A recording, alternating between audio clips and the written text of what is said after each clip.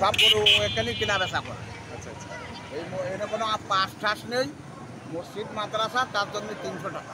আচ্ছা আচ্ছা ঠিক আছে, বুঝলেন? এটা হচ্ছে গরু প্রতি 300 টাকা। হ্যাঁ, গরু প্রতি 300 এর টাকা। পাশাপাশি যদি কেউ ছাগল নিয়ে আসতে চায়, ছাগলের আছে মনে করেন 150 টাকা আচ্ছা প্রতি ছাগল। আমরা ইদানিং দেখি যে গরু ছাগল হাটে বিভিন্ন প্রকার সিন্ডিকেটের আসলে তৈরি হয়, সেক্ষেত্রে ওইরকম কোনো কিছু নেই।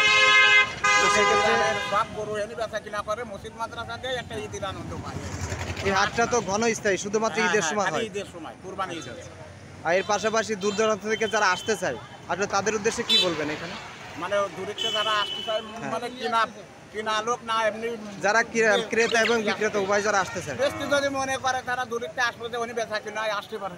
ও আচ্ছা আচ্ছা আচ্ছা, তো এখন নতুন হাট হিসেবে এখানে আসলে কেমন বেচা কেনা হচ্ছে? ভালোই বেচা কিনা হয়। আপনাদের এই হাটের লোকেশনটা একটু বলেন, জায়গার নামটা।